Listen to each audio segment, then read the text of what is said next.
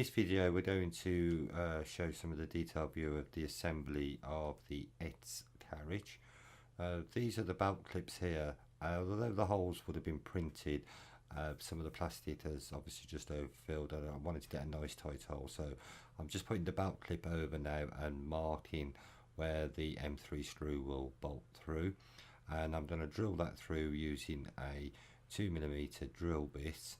And then I will thread through using the threading tool just to start the thread off, so I get a nice tight fit ready for when the M3 screw fits in.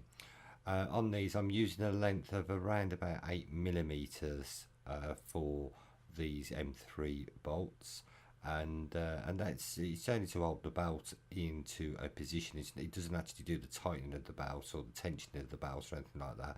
It's just somewhere to keep the ends nice and clean and fastened away, but it does also assist when the belt is fitted into the Y carriage, just to ensure that I can hold it on one end whilst I am threading the belt through, ready for the belt clamp that goes in the centre.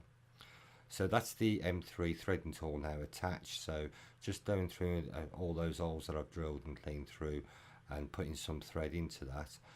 Obviously it's all about, when I do the assembly, I want to know that my bolts are all going to fit in nice and snug and tight.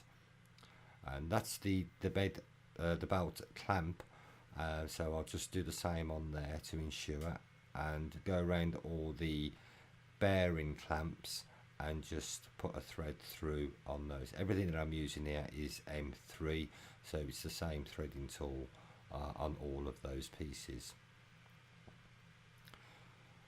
I will have little bits of plastic and bits of swarf left from doing that, so it's essential that I make sure that I clean that out. So I don't want that fouling as I'm trying to put the bolts through, just so I can know that I've got a nice clean hole ready for the bolts. So it can be a little bit tricky because obviously the thread does get hot, the thread tool does get hot, and so that does then melt some of the PLA.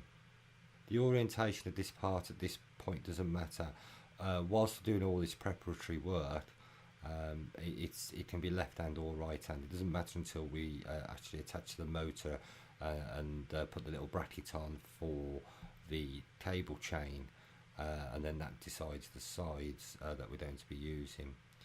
So what I've done now is I've prepared the two holes there for the ETS rods, and what I've done is I've used an M2 thread tool for those grub screws, and that's just so I can get a nice snug fit inside with the ETS rods. If I can't get the fit, if I think the fit's a little bit too loose, I suggest that you just run a couple of rolls round with some masking tape until I get a nicer fit, and then I'll tighten up the grub screw against that, just to check that I've got no play and it's nice and tight within that housing.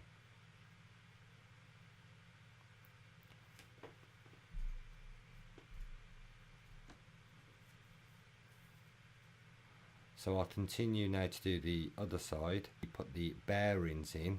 Now the bearings, what I've done there is the same again. I wasn't happy with the amount of play I was getting on the bearings, even with the clamps tightened, and so rather than do a redesign on the part, I actually thought it'd be a good idea to have that little bit of adjustment on whether or not I use steel bearings or Ingus bearings, and have that adjustment of the tape to hold those bearings snug into place. So positioning the bearing clamps and using the M3 bolts. On these ones I'm using around about 12mm in length, so I'll go around now and just tighten all those up, and I'll check once that's all tightened up. I'll check to see whether or not the bearings have got any movement in them, and if necessary undo those and put a bit more masking tape around it.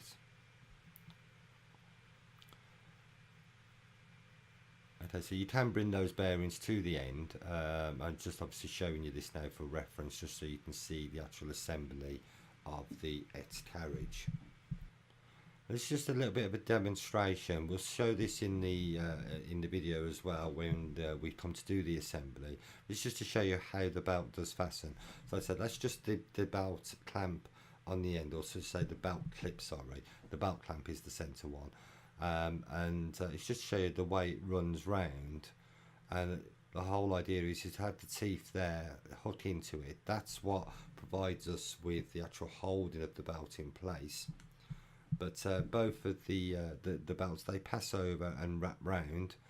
The belt clamp then sits in the centre, and there's a slight recess chamfer on the belt clamp itself, and that all helps to keep it all nice and snug and tight. So that's just a quick example of how you would run the belt. So what I'm going to do now is just clean through to make sure that my M3 bolts can pass clearly through that. I don't want any fouling of the M3 bolts when I come to put that belt clamp on. So I'd say it can be quite tricky to put in. So at this point I'm just making sure that the parts are prepared.